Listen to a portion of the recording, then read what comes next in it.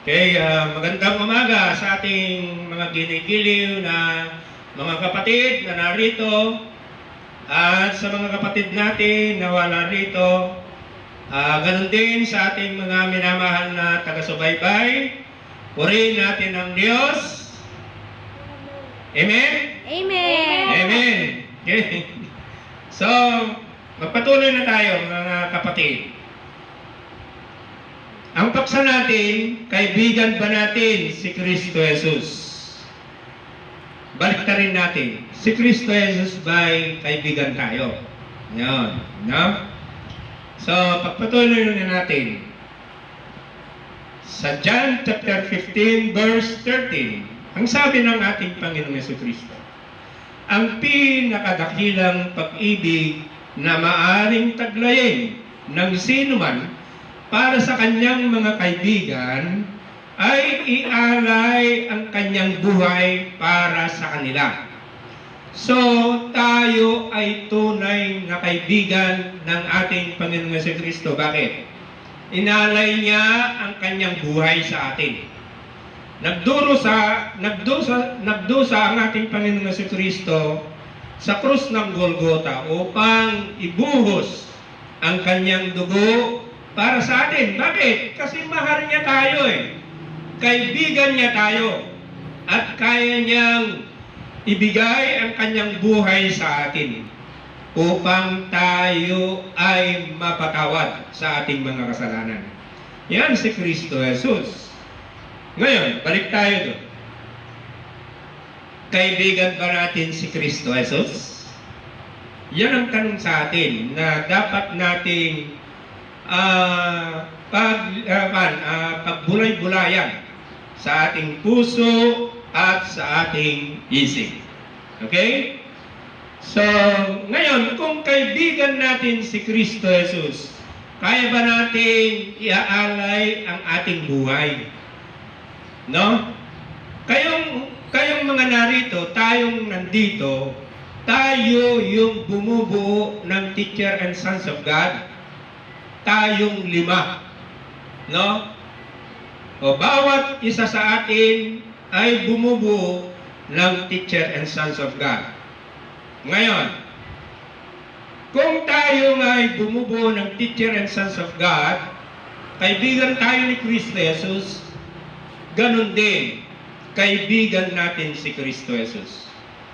Kung magkakaganon, kung kaibigan natin si Kristo Jesus, marunong tayong mag-alay ng ating buhay para kay Kristo Jesus. No? Unang-una, ating paglilingkuran ang ating Panginoong Jesucristo. Paano? No?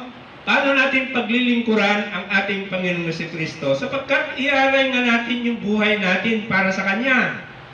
Ano yung mga buhay natin? Yung oras natin. Yung oras natin, ibigay natin sa Kanya. Saka sa paglilingkod sa Kanya. Sa mga gawain ito ay naibibigay natin yung oras upang tayo'y makikipag-ugnayan sa ating Panginoong Jesucristo. Yan yung pagbibigay na buhay natin na walang iba kundi yung oras natin. Okay? Ano pa yung maibigay natin? Yung Facebook ba natin na ibibigay ba natin kay Kristo Jesus para maipahayag yung kanyang mabuting balita? Ha? So, kung kaibigan natin siya, gamitin natin yung Facebook natin. Yung mga story natin at saka yung mga reels natin. Na kung saan ay parte ng buhay natin. Maibigay natin sa kanya yon by posting the message, ang message ng ating Panginoong Jesucristo. Kaya nga, yung mga tag ko sa inyo, yun ay ang layunin ay upang ang mga kaibigan natin, ang pamilya natin ay malalaman nila ang pagmamahal ni Kristo Jesus, ang kalooban ni Kristo Jesus sa bawat isa sa atin. Kaya nga, gamitin natin yung Facebook natin. Kung meron tayong YouTube, gamitin natin yon para kay Kristo Jesus. Ialay natin para sa Kanya yon. Okay, ano ba? yung resources natin. Ikaw ba'y gumagastos para sa ating Panginoong Jesucristo? No? Yun yung tanong. Paano ka gagastos?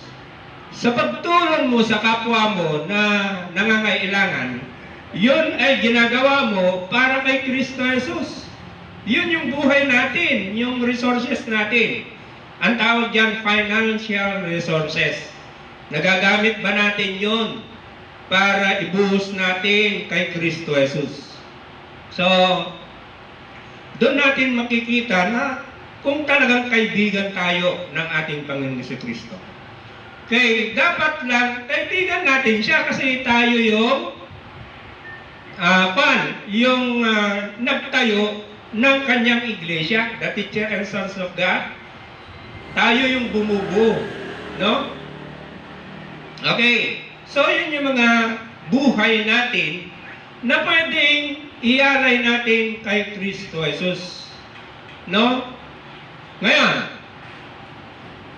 pagpatuloy natin sa Matthew 10:33. Ang sabi ng ating Panginoon sa Kristo, ngunit, ang sino mang ikaila ako sa harap ng mga tao, ay ikakaila ko rin siya sa harap ng aking amang nasa langit.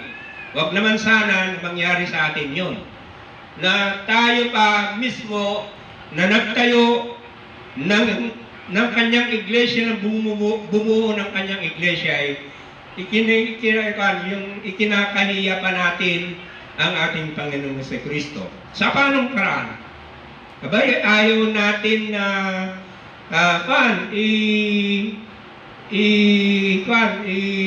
ipahayag yung salita ni Kristo Jesus sa sarili natin bibig. Meron pa, ayaw natin ipahayag ang salita ni Kristo Jesus sa sarili nating Facebook, Reels, or story. So, dapat gamitin natin yun kung talagang kaibigan natin ang ating Panginoon Kristo. So, tinawag tayong bumuo ng Teacher and Sons of God, mga kapatid, upang ipahayag ang mabuting balita tungkol sa pag-ibig, kaligtasan, at buhay na walang hanggan. So, huwag tayong magsawa na paglingkuran ang ating Panginoong Kristo. Okay?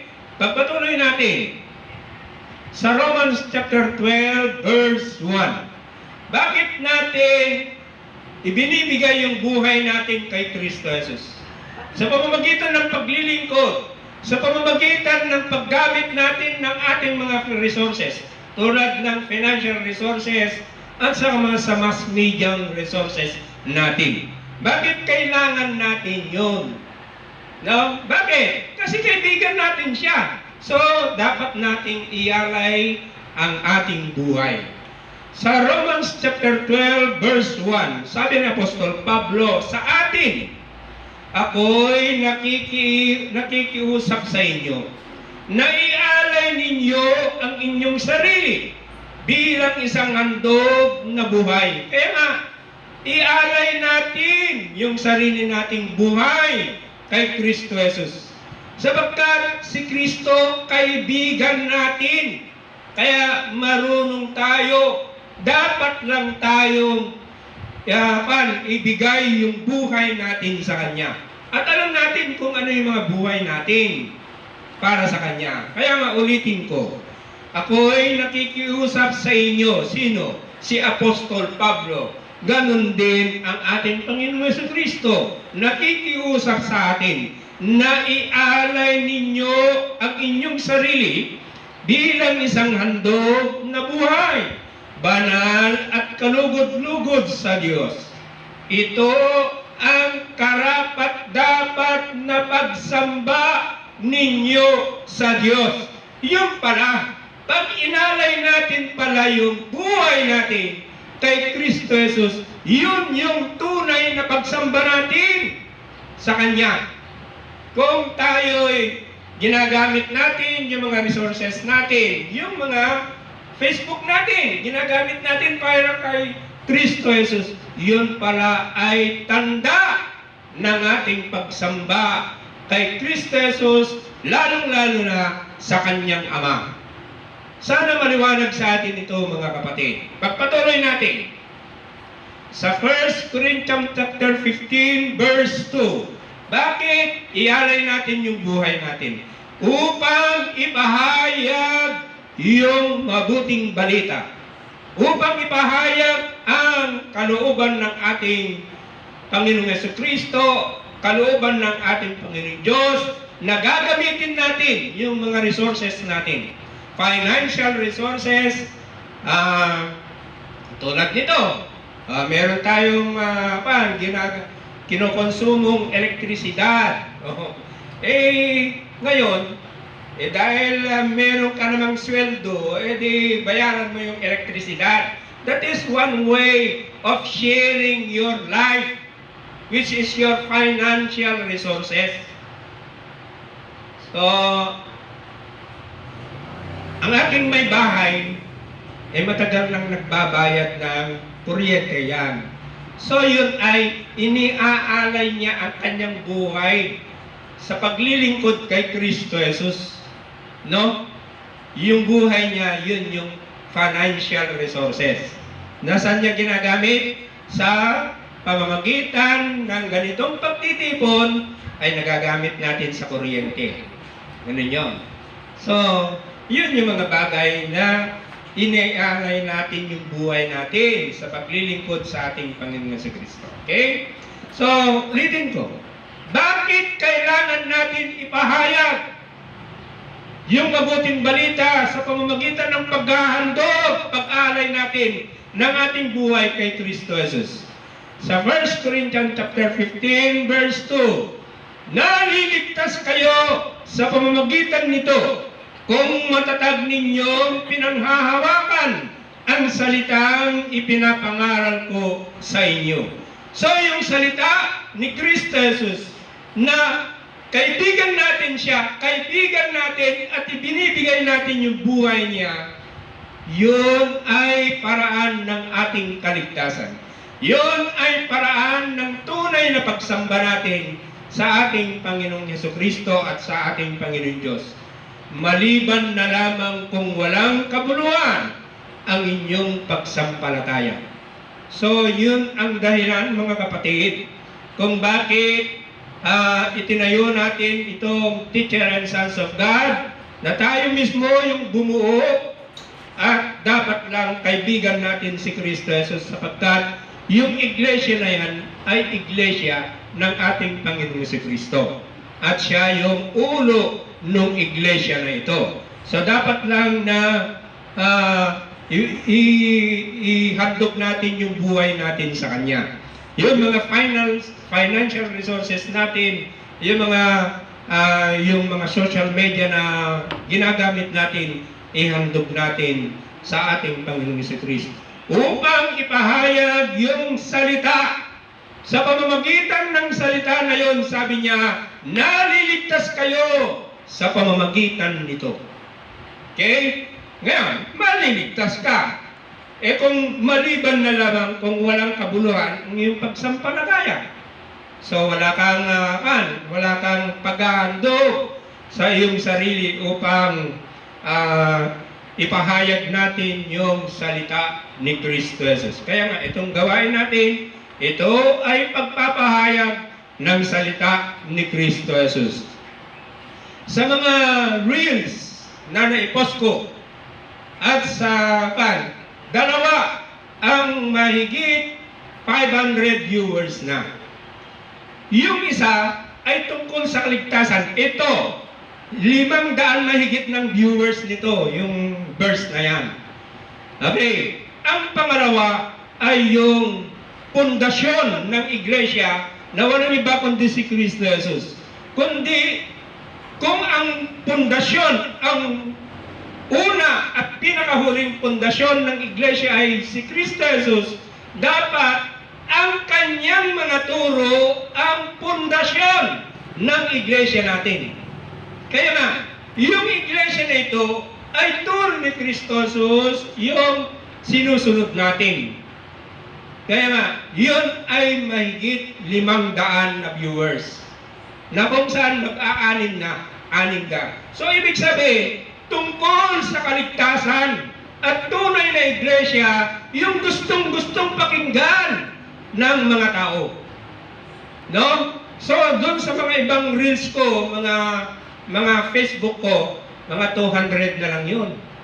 Pero yun, ang nagkakaroon ng malaking viewers ay doon sa topiko na yun, sa topic na yun, tungkol sa kaligtasan. Sino ba kasi paano ka kasi maliligtas? Sa pamamagitan ng salita ni Kristo Jesus. Paano natin maligtas ang ating mga kaibigan, ang mga tao na magkaroon din sila ng kaligtasan? Kailangan natin ihandog natin ang ating sarili upang ipahayag natin ang salita ni Kristo Jesus. Paano yun? Upang mangyayari lang ito kung ihandog natin yung buhay natin kay Kristo Jesus. No? Yung mga financial resources natin, yung mass media na meron tayo, gagamitin natin upang isigaw sa mundong ito ang kabutihan, pagmamahal, kaligtasan at buhay na walang hanggan ng ating Panginoong Jesucristo. Naway, nauunawaan natin ito mga kapatid at ito ay magsilbi upang tayo'y matatag sa ating layunin na ipahayag yung mabuting balita ng ating Panginoong Jesucristo. Amen? Amen. And God bless us all. Amen? Amen. Amen.